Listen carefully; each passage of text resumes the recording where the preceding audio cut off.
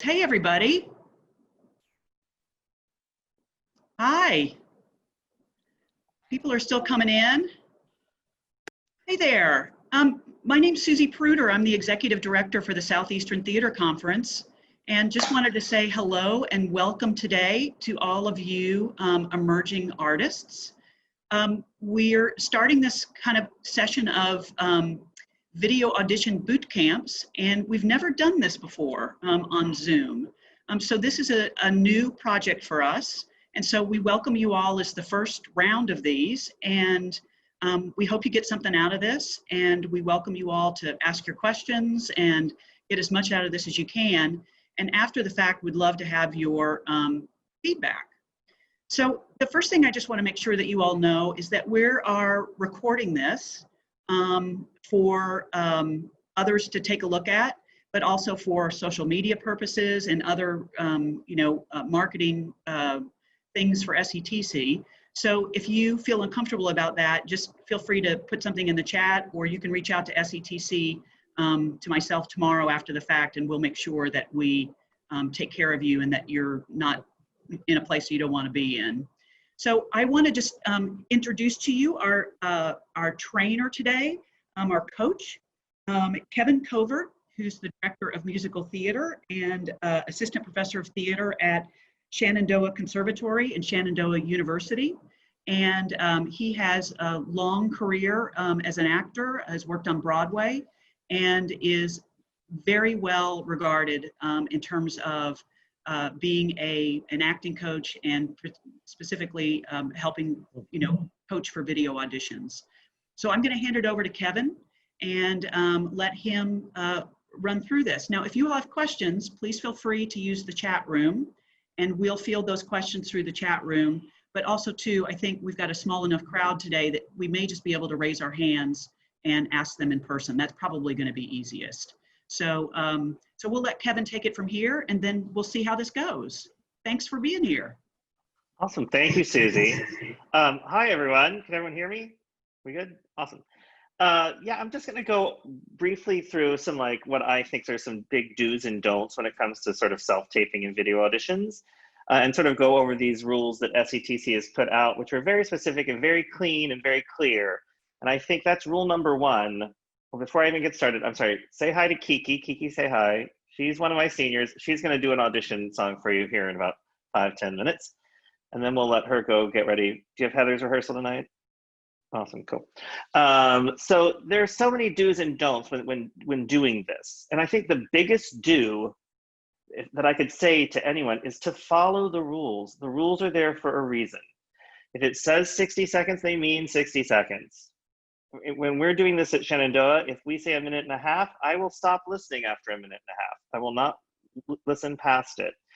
It's very clear in the SETC rules that you'll be disqualified if you go past 60 seconds, right? So I always say, as a general rule of thumb in auditions, is to leave them wanting more, right? If you have 60 seconds, it doesn't mean you need to use 60 seconds. I would prep a song that was probably 50 seconds maximum to give yourself that moment in case there's something happens when the recording starts. Do you need a second?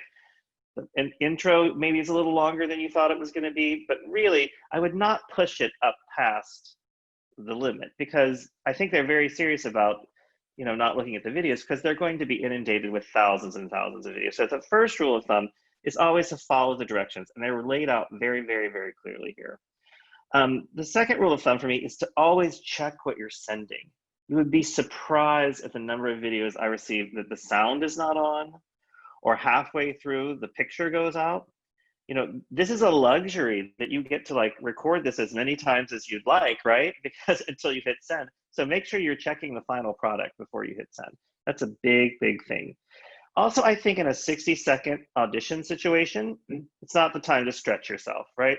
It's time to open the door that's easiest to you. I always say to my students, do what you do best in those 50 seconds, 55 seconds are gonna go, right? Don't try and, ladies, I really wanna stretch my soprano. That's not the time to do it. Have that material for callbacks, whatever it is you need, but not for your initial. This is the first introduction to you. So do what you do best right out of the gates, right? This year it's 60 seconds. It can be combined in any way, acting, singing, or both, in any order. if you're more of a singer and you probably want to really, really go for those big musical theaters that do a lot of musicals, I would just maybe sing. That would be my personal advice. There are a lot of theaters that only do straight plays. Maybe if singing isn't in your wheelhouse, it's not your strong suit, save that for the callbacks. Do what you do best. Clothing on a video audition can be very interesting because of the lighting. Make sure you're not if you're in with a black backdrop, don't wear black, right?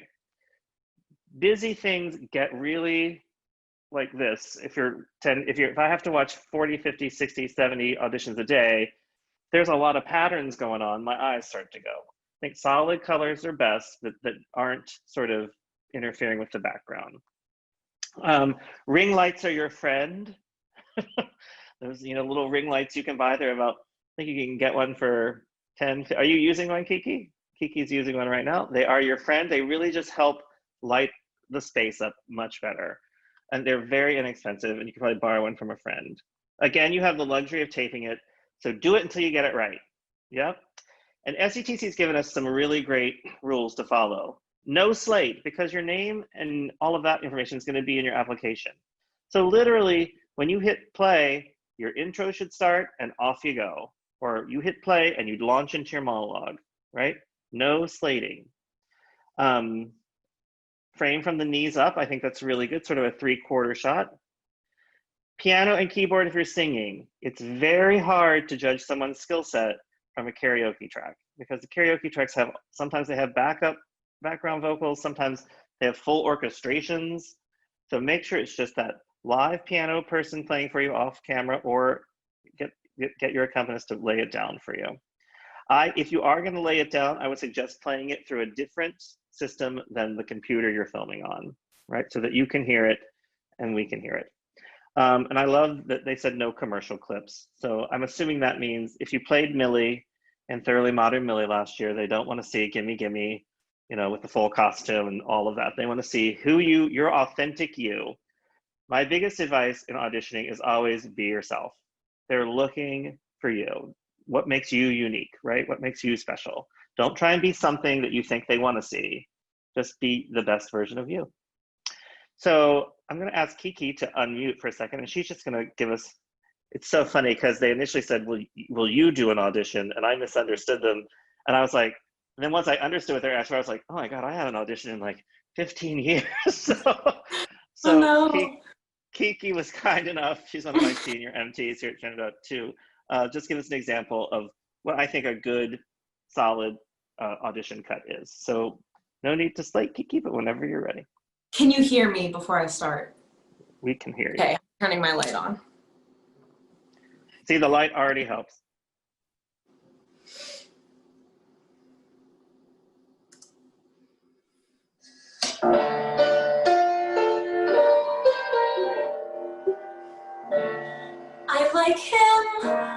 I like him, how strange the feeling, I like him, I never dreamed it could be.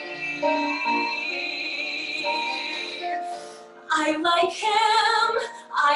him, up to the ceiling, I like him, he is my A to Z. I like him, and he likes me.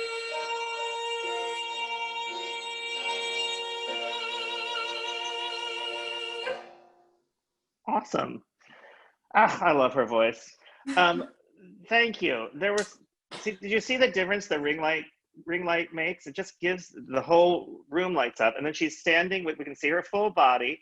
If we were going to do it again, if she was to check that, I might say, let's make sure, get a friend to be listening to it. The music at the beginning I thought was a little loud, but then she's got such a powerhouse voice that it didn't matter to me. The other reason I like that song is because it has a beginning, a middle, and an end, right? It's a complete thought. It starts with this idea of I like him, and then the end, he likes me. So somewhere in there, somewhere in your audition piece, in that minute, in that 50 seconds, there has to be some sort of what I call a discovery or a light bulb going off, right? If there's no discovery in the piece, it's kind of probably not audition worthy. Then we're just, and always finish a thought. You'd be surprised how many people that just stop. They're like, I have 55, 60 seconds, and they just stop in the middle of a phrase, right? That does us no good. We need to know what you are like as an actor. So I need to know how you're starting, where you change, and what the destination is, where you're finished.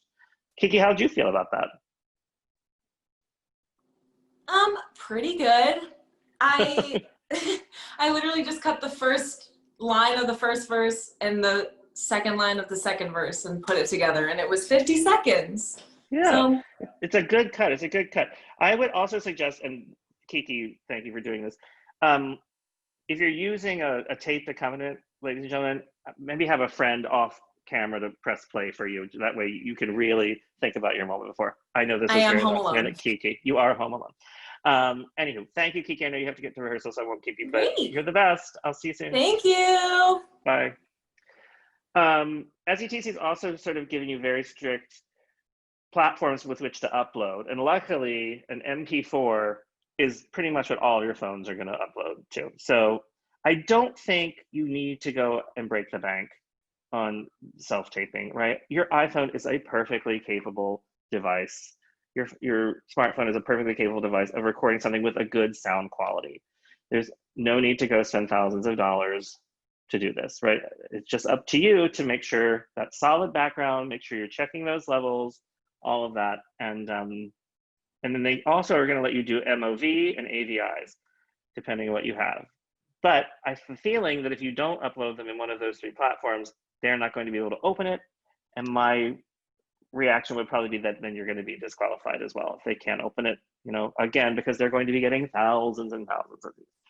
So those are just sort of some general, see if I have anything else in my notes.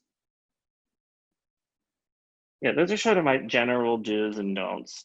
The two biggest ones being follow the rules and check what you're sending for sure. And then I'm happy to answer any questions about actual audition material, or if anyone has anything that they would like to sing while we're here, we have time.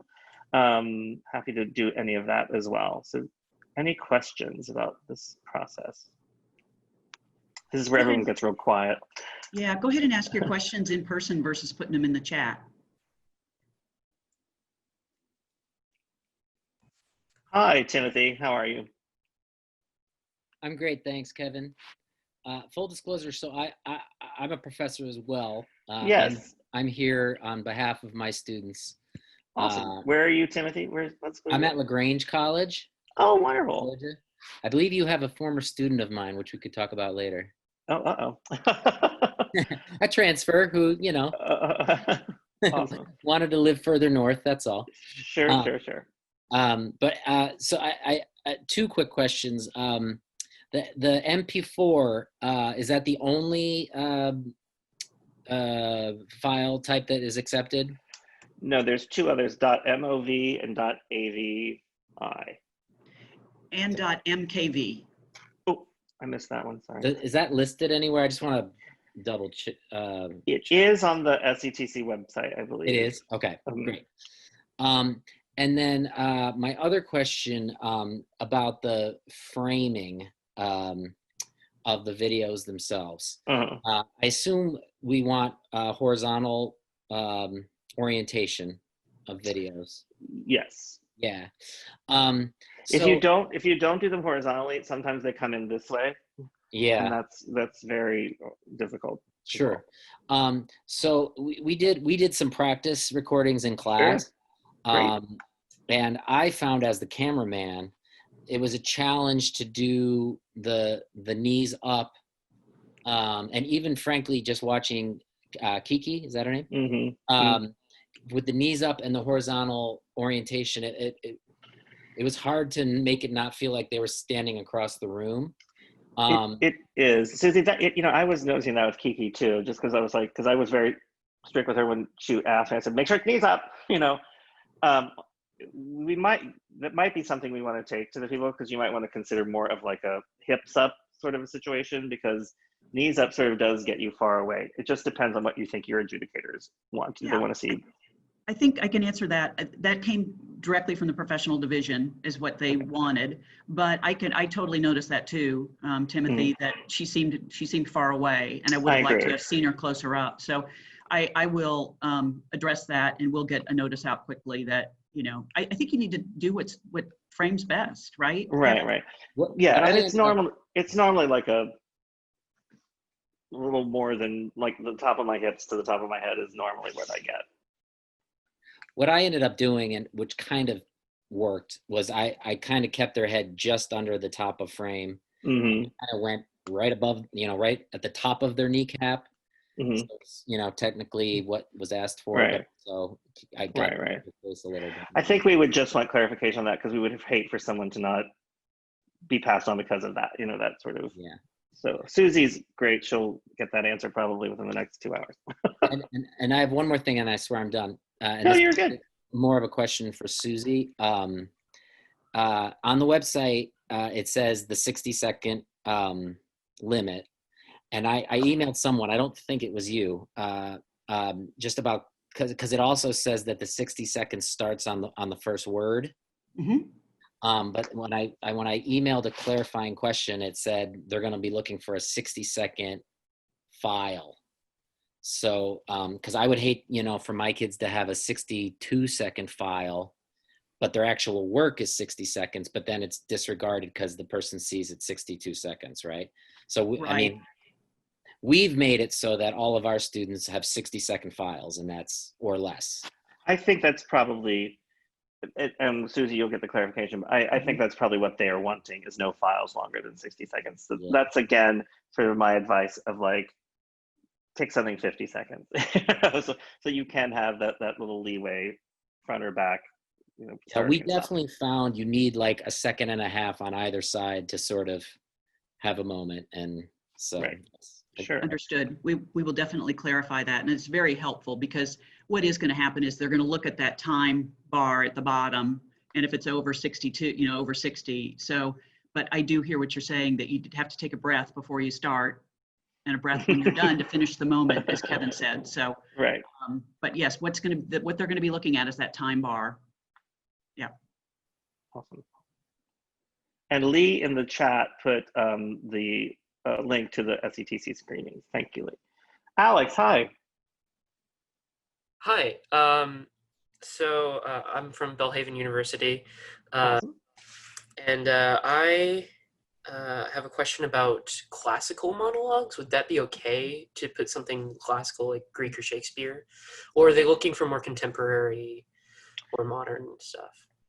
I would say, and I'll let Susie really answers. I would say that most of the theaters that are looking to hire at SETCs are probably not strictly doing classical theater. Mm-hmm. Would you say that's right, Susie? I would say that's right. Yeah. So I think if you're doing that, if that's what your wheelhouse is, Alex, that's awesome. But I think I would probably start with something more contemporary and then have that for your callbacks, and then also research, you know, the great Shakespeare festivals and things like that. And that was my thought. I just wanted to hear your input. Sure. Yeah. I love a good classical monologue. Hi, Allie. Is everybody saying that right? Allie? Yes. I have a question, or I have two questions, but my first one might be more targeted towards Susie. Sure. But I just graduated college, so now I'm in the professional, I guess, era. Or but Division? my question is, yes, division. That's the word. But basically, since I got a BFA, I'm trained in like dancing, singing, and acting, of course, but I didn't know if it was like better to do actor, singer, or the professional dancer category, since they are separate. And since I feel like I can do all three equally, is there like a better one I should choose, or? Yeah, I think since you've graduated, you should enter into the, it's called, there'll be an application called Graduate Non-Equity Professional, Equity Professional, Dancer Only. And my advice to you would be to fill out your application for actor singer and upload an actor singer audition or one or the other. But then there's also, you'll see there's a place that you can also upload a dance reel. So if you look at yourself as an actor, a singer, or an actor singer, there'll also be a place that you can show off your dancing skills, even though you may not be a dancer only. So that's what I would recommend to you is show us your triple threat. Awesome, that's perfect. I had no idea that you could still do the dance reel, so that's awesome. And then my second question is probably more for Kevin now. But I assume that the self-taping should be all one take, correct? Like if I have a better take of the acting or of the monologue, it should all be like from one take instead of like editing it to be with one. I think you're going to run into a lot of trouble if you try to do that. I think it should be your best single take, especially with a file that's only 60 seconds. Right. Okay. Thank you guys so much. You bet. I have a quick question. Hi, who is that? I'm a professor as well. I'm Chantel. Oh, hi. Hi, Chantel.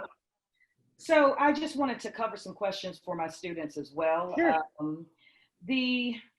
When you talk about having the students record from home and they can use their iPhones or Android, whatever they're using, if they decide that, hey, it may be better for them to record like at the school or something, and several of them might get together, use a black backdrop and just record with the camera, is that okay? It's still not professional quality, but I just wanted to confirm because they asked questions about that. Absolutely. I think absolutely it's okay. What I meant, Chantel, was I see a lot of people, prepping to spend a lot of money to have something professionally done at a studio.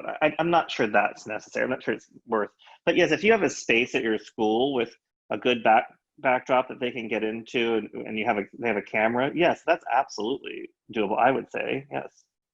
Okay, great. Thank you for that. And the second one, I've had my comments with the student about this piece, but he's very interested in it. Are pieces from Hamilton, are they overdone?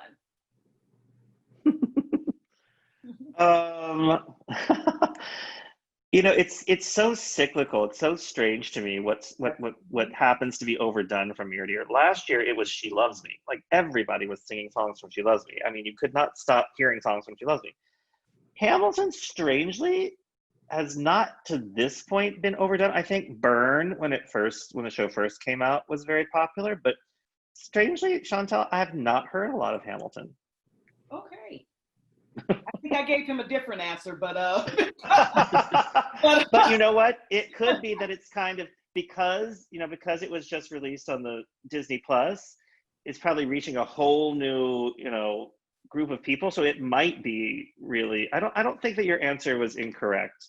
I also think it's hard to do material from shows that are so popular, like Wicked's and Hamilton's and Les Mis's, because they're so associated with what we as the audience associates them with. It's hard for me to get a Dina Menzel out of my head when you're talking about Wicked.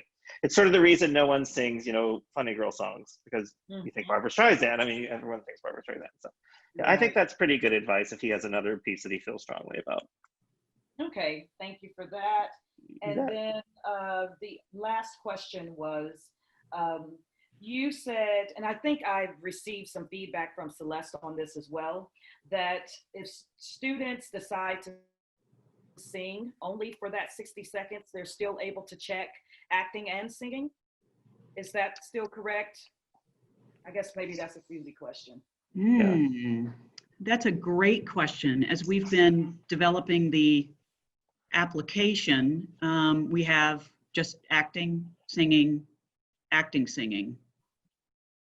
So I guess to accommodate that, Kevin, help me. I think the assumption would be if you're just singing, that's what you're presenting as what you do best, but you have to be an actor to be a singer and vice versa. Right. So I think they should just put singing with the assumption that they also can act, but they're doing what they do best. Right. I think the problem that you're probably having, Chantel, which is my students have already come to me about, is, 60 seconds, they're like, sometimes it's hard to sing in just 30 seconds. So then that takes up 45 seconds. And they're like, well, then by that point, is it really worth doing a 15-second something else, or, a 10-second something else? So I agree with Susie. I think the assumption is if you're a singer, you're also an actor. So I think checking singing only is not going to affect you. I think the only thing it would affect would be during a live initial audition that you would have to stick with just singing, right? So they like at the conference. Let me make sure I understand you. Uh-huh. So are you saying that they should select just singing, or can they select sing, because they're acting through the song, right? So it's could they select singing and acting? My concern, the only reason why I guess we've had these conversations, the concern is to be able to find that monologue where you can actually show enough in that piece, because it's so short, and then to, you know, split that up to be able to present enough of a song. But if they were to do, Right. you know, an effective 60-second song, then, you know, you would be able to see both, I believe. So I think that's where the question came up. I'm gonna totally pass that one to you, Susie. I don't know the answer. We've just had these conversations in the last couple of days, and honestly, I'm still not so clear in my head. I think it's about a sort thing, so that if a company is just looking for strong singers, let's say it's a, you know, corporate cruise line or whatever, and they're looking for singers, that they can just sort by singer. So I think it's when it comes down to it, but maybe what we need to rename this in the application is singer, parentheses, but I also act, actor, parentheses, I also sing, and make a few different options so that when they do sort, it gets sorted in a better way. I'm not sure I'm answering that very well, but I hear what you're saying, Chantel. We'll need to wrap our heads around this. Okay, and you will be able to email us or follow back up, because I guess as the students are working on their pieces, You they're bet. supposed to submit, you know, earlier on, once the application process opens. So yeah, just to find out an answer to that so I can best help them in that regard. And I think you sort of answered, based off of what you find out, that will answer the second part of the question, which was whether or not it would hurt the students to check one or to do like a whole 60-second song. Would it hurt the student acting wise to be considered for straight plays? That's another good Susie question. I know if I was like, if I'm directing at a theater and I hear someone does a beautiful 60-second song, I'm going to be able to tell that they can act. I would probably call them back to act, but I think that's probably, I don't know. So I'll let Susie research that. Okay, thanks. You're going to find out about it and then just let us know. Yeah, definitely. Absolutely, I will. Thank you. Hi, Piper. There you go. Unmute and do all that stuff. So kind of piggybacking off of Chantel's first question, is there like a specific set of do not sing songs specific for pre-screens? It changes every year. I think the biggest one, Piper, is to sort of avoid those juggernaut shows like the Les Mises, the Wickeds, the Hamiltons, those kinds of things. Other than that, I mean, I've always been of the mindset that if you sing something really well and you're really, my first rule of thumb is you should not sing a song unless you absolutely love it. You're never going to do your best unless you absolutely love the material, right? So if there's a song you really, really love that you sing, you sing, head and shoulders above everyone else, and then do it. Like, I think that's the rule. Like, no matter what song you sing, somebody else is going to sing it. You know what I mean? Like, and don't try and find some song that's so obscure that I'm spending the entire minute trying to figure out what the song is instead of really watching you perform, right? I think sometimes people go too far the other way. They find these songs that are so obscure from these musicals that during the audition, I'm just sitting there going, what's this from? I've never heard it. And it's kind of weird. And like, as opposed to really investing in what you're presenting. So, but I think if you do it really well, you do it really well. Thank you. You bet. Anything else? Kevin, this is Chantel again. I have another Hi, question Chantel. for you. Yeah. you're going to be one of the judges? No, I don't think so. No. Okay. I mean, no. What is Because, your well, what is the viewpoint on women or young women wearing pants instead of dresses? me personally, I'm totally fine. I think you should wear what you feel comfortable in, Mhm. that's flattering to you, that's age appropriate, that again isn't too busy or loud. Right. But I think this is 2020, and why not? Well, I guess I the don't. reason why I was saying it, maybe that's a comment for Susie, too, was I remember one comment, a student received a comment that said, hey, you would look better in a dress. Mm. I would prefer, or I would prefer you should have worn a dress or something like that. Yeah, I say that actually becomes a problematic in terms of equity and inclusion issues. I agree. And I think that we definitely are working towards not having those kinds of comments in the adjudications anymore. Right. And this year, for the first time, all of the adjudicators, there's going to be a huge orientation session before the adjudications, and we'll be going over all of that stuff. But I would say, whatever, yeah, I echo what Kevin would say, whatever they feel comfortable in, but we won't go there.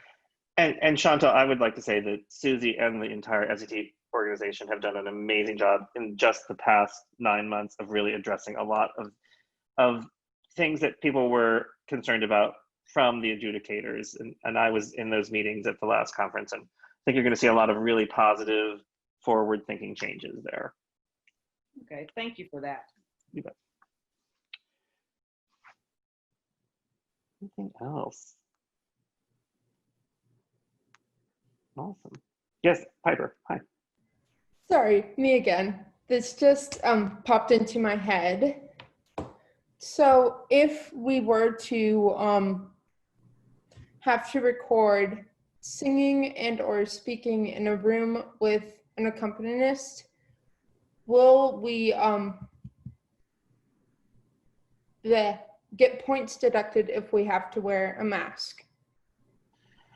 I would think that one of the main reasons for doing these auditions would be to try and so that you can see everything. So I would try and find a space or a spot. That might be why I think, for example, this was still a little bit. I asked Kiki to do this just yesterday because they didn't want me to audition, but we couldn't get it organized for her to have the accompanist in the other room. So I think it's probably best if you're doing them virtually to no mask is what I would imagine. Susie, is that right? Yeah, that's Yeah. absolutely right. Find a place where you can do no mask. Yeah. Mm-hmm. Thank you again. Of course. These are all great questions, and I think it also gives the organization something to sort of as these new rules. I said to my students the first day of class, the word of the year is fluidity, right? I mean, like we've never experienced this before. Everyone's doing this for the first time. So these are great questions to bring up so that, we can that the organization can sort of preempt. Very helpful. Yes. And Kevin, and chime in on this too. This is Mhm. Chantel again. Mhm. That may help Piper. It was just a thought that came based off of her question about the masks and your comment with Kiki about having someone play the music just in case you don't have someone to do it. Maybe if she had more music in there, then she can hit play, get set up for her part to start, go ahead and do it, and then edit that to the desired point. And then that way, that may give you some room to be able to do it by yourself. That's a great piece of advice, Chantel. Yes, especially this for as you all get older and you're doing self-tapes, start the recording, ask the accompanist to do a slow count of 5 or something before they start playing the introduction. That'll give you time to go press play, get yourself settled, take a breath, and then the accompanist will start, and then you can go back and edit, those few seconds out. That's a great point.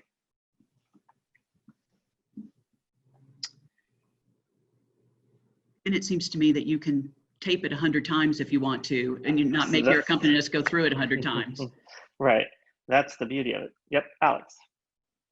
I did have one question about if you have a monologue that has a bit of like movement to it, is it okay if you're moving just a little bbit but staying in frame? I would say as long as you're in the frame, as long as you don't like disappear for 30 seconds of the monologue. You know, I think the idea is the adjudicators want to see who you are, what you're doing, how are you using your body to inform the piece. If there is physical movement in it, I think that would be important to show. But I think I would remain in the frame for a 60-second audition. Okay. Hi, Allie. Allie, where'd she go? Sorry, that was an accident. Oh no, you're good. So back to my other question. This might be towards Susie again, but because I'll be doing non-equity professional, I like for the dance reel, because the normal, like for the acting and singing part, it'll be 60 seconds. Do you think the dance reel should be around 60 seconds as well or less? Or I don't know if you know the answer to that. But. That's a great question. Because it's a supporting piece and it's not what you're being adjudicated on, I think it can be a little bit longer. You know, you want to keep the file small enough that it's easy to upload and Right. doesn't clog the system, but that's not what you're being adjudicated on. It's just supplemental for the companies. So when the companies, let's say you get passed through and the companies look at your application, they'd be like, oh, here's a dance reel as well. So it's just another way for you to be able to show off to the companies. Okay. Great, thank you. Sure. And I do have another question. This is Chantel again for Susie.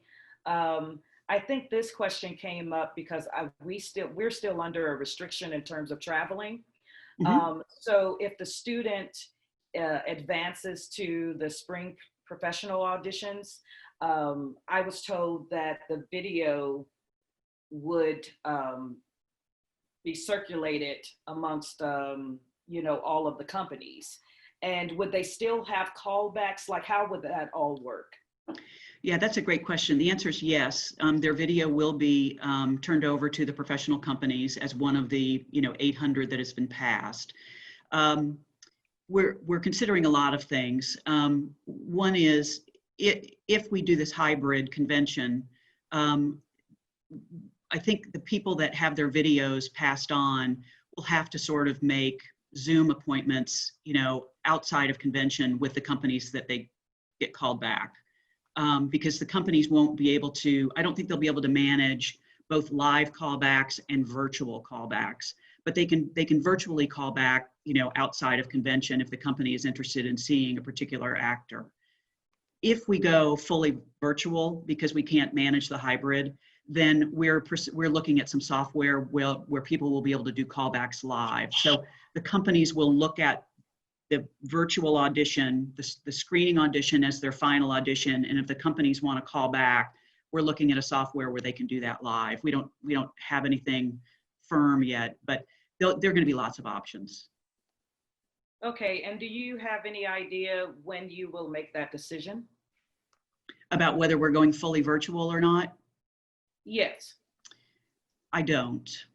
I would hope within the month, but it may be a little bit longer than that. But we'll definitely, if your folks get passed through and they can't travel, we'll do the very best we can to make all of our services available to the best of our ability.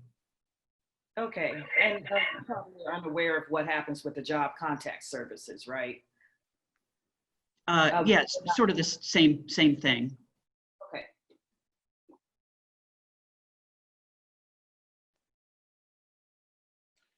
Okay.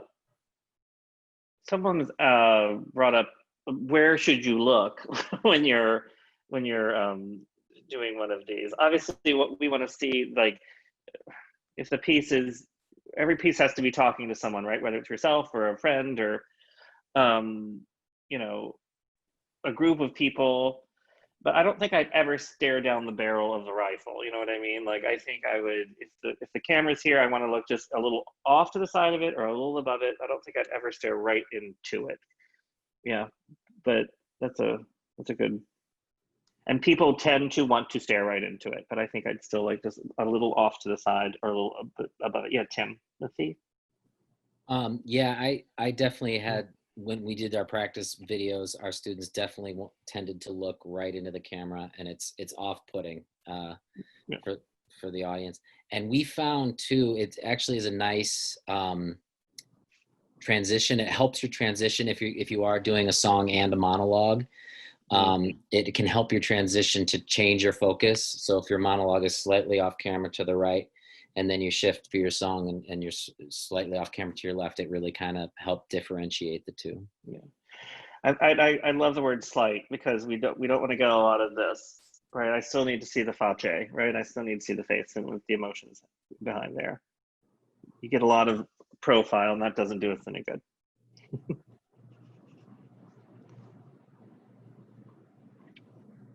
Anything else? Don't be shy. Now's your time. Right? And if you're like me, once you get off here, like 5 minutes later, you're going to be like, oh, I should have asked that. So please reach out, and Susie or Lee can certainly forward your question to me, and I'm happy to help. We all have to get through this together. That's what I'm saying. How would we exactly send those questions to either Susie or Lee? I don't have any. Oh, perfect. Oh. Never mind. She's always one step ahead, Susie. We'll get clarification on these questions, and I think what we'll do is we'll add this recording to the website so that people can look at it, and we'll add a section by the recording that answers the questions that came up in this session. Great. And we'll clarify and get them as much information out as we can to folks who may not see this recording or check the website, but just to keep chipping away at best practice for everybody. Awesome. And I know that we're going to do more of these, I think one next week even. So if there are people that, that couldn't be here today, like that might have questions, or there's something else that we come up with over this next week, I might even be like, oh, why didn't I talk about, X, Y, or Z?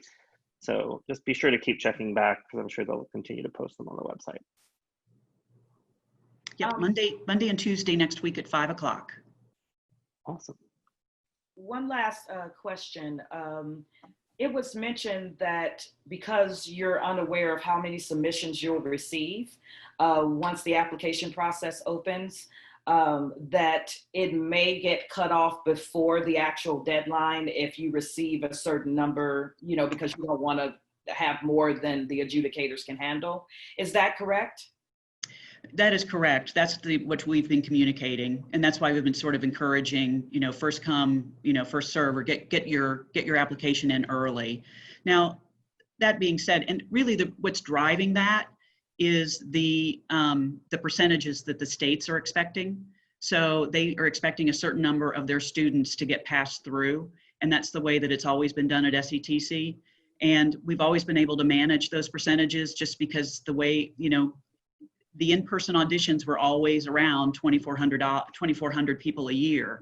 So going into the virtual creates a real issue for us. It does help us with accessibility and make it, so much easier for more people to participate, which is really deeply what we wanted, but we're trying to, maintain the percentages of each of the states.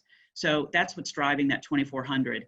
That being said, Chantel, we could take a whole bunch more probably, and maybe we will. We're gonna evaluate that as we get closer to the 2,400, but we're gonna make sure that we give as many people opportunity and accessibility as possible with the notion of trying to give them a fair shot at getting through.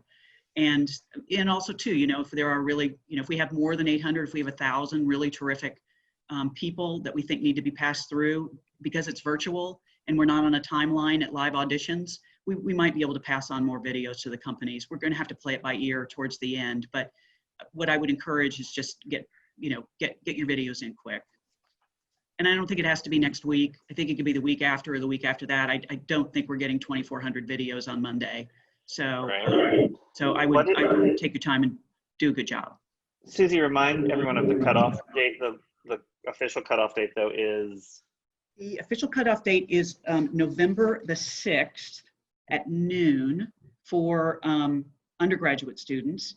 And for Allie, your cutoff is October the 30th at noon. Okay? Just know that yours is a little bit earlier because you're in that other category. so much like the 60-second rule, where we don't want to go right up to the thing. I always say this in terms of like when I'm getting pre-screens and things too. November 6th is the cutoff. I want to think in my mind that, you know, a week before that, October the 30th is my cutoff. For you, Allie, your cutoff is October 23rd. Because you never know. You think you're going to have everything ready, set to go. You're going to press play, and oh my God, all the files are gone. You know, like, you know, don't wait till the last minute. And the other thing to understand, which we're trying to get out too, is that if you start your application and then you save it and leave it and come back to finish it, that's not a placeholder. So your application has to be completely complete, everything uploaded and paid for it to go into the hopper to be adjudicated. But if it's incomplete, it's not a placeholder. And Susie, how do we deal with group payments? Like if we wanted to make one lump payment for a number of students that will be attending? That's a great question, Chantel. I don't know the answer to that. I think that we can certainly send you an invoice, and we just have to figure how to push through the applications. So let's talk about that individually, but we'll be happy to help. Okay. It's probably different this year because it's not state by state, you know, it's all one thing. So I think some states in the past may have done that, but I think because it's all sort of one set of adjudicators, I think that's different this year. So should I just send a separate email to you, Susie?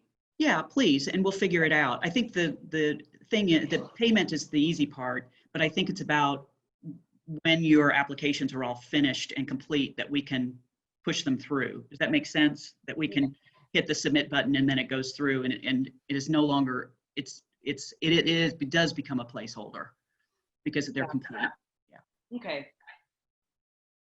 Thank you for that. Sure, happy to help.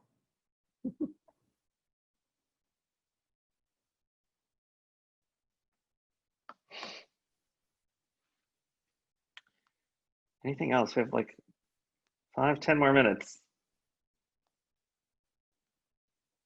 I know. Oh. Okay.